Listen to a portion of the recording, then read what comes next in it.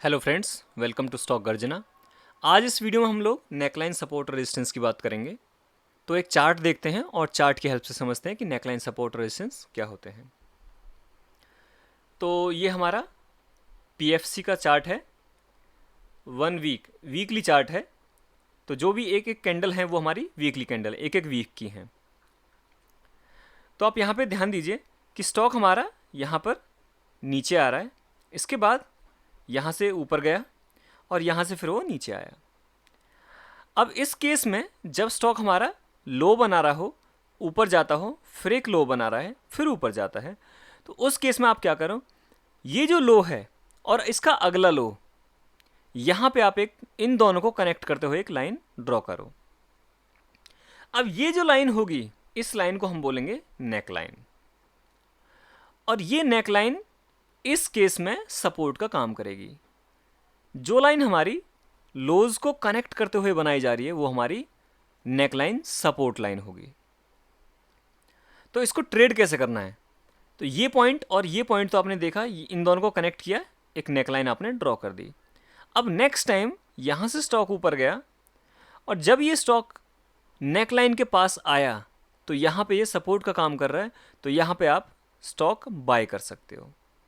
इसके बाद आप देखो स्टॉक ऊपर गया, फिर यहाँ पे नीचे आया, अगेन ये सपोर्ट का काम करेगी, तो यहाँ पर भी आप अपना स्टॉक खरीद सकते हो। अब स्टॉक बेचना कब है, तो यहाँ पे देखो आप स्टॉक ऊपर गया, इसके बाद इस पॉइंट पे यहाँ पे इसने नेक लाइन को ब्रेक किया है, तो ये हमारा ब्रेकआउट पॉइंट होगा।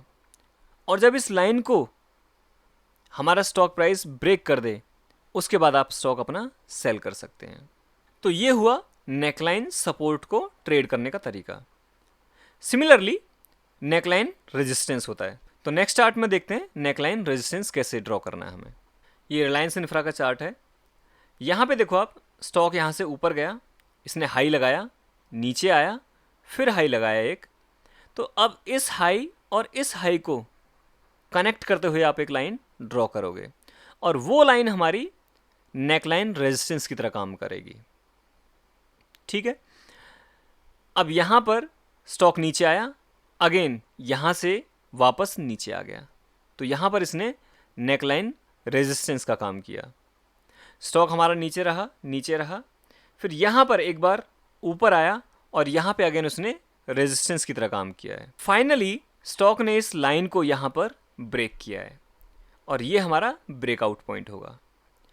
अब इस नेकलाइन रेजिस्टेंस को ट्रेड करने का तरीका क्या है कि जब स्टॉक हमारा नेकलाइन को ब्रेक करे, वहाँ पर आप अपना स्टॉक बाय कर सकते हो, लेकिन स्टॉप लॉस आपको लगा के रखना पड़ेगा। ठीक है। अब ऐसा भी हो सकता है कि ये जो लाइन है, क्योंकि हमने पिछली वीडियोज़ में हमने देखा था, जो सपोर्ट होता है वो रेजिस्टेंस का काम करने लग जाता है और रेजिस्टेंस जो होता है वो सपोर्ट का काम करने लग जाता है। तो ऐसा भी हो सकता है कि आगे चल के ये स्टॉक नीचे जाए और लाइन को टच करके फिर ऊपर आए, फिर नीचे जाए, लाइन को टच करता रहे, तो वहाँ पर यही लाइन हमारी सपोर्ट का काम करेगी। बट आपको ध्यान का रखना है, क्योंकि स्टॉक नीचे जा रहा है तो आपका लॉस हो रहा है, तो ऐसे केस में आप नेकलाइन ब्रेक होने का इंतज़ार नहीं करोगे, क्योंकि आपके लॉसेस बहुत ज़्यादा हो सकते हैं।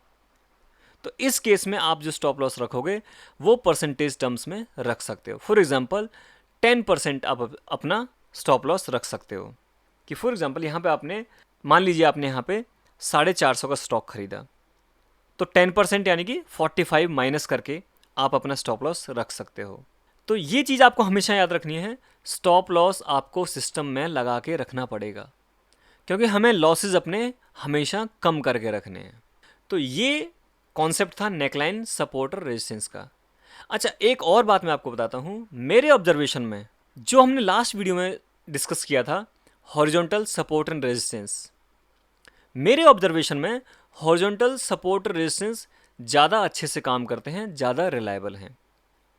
हालांकि लोग नेकलाइन सपोर्ट रेजिस्टेंस को भी यूज़ करते हैं, बट आई विल रिकमेंड कि आप हॉरिजॉन्टल सपोर्ट रेजिस्टेंस को ज़्यादा यूज़ करो।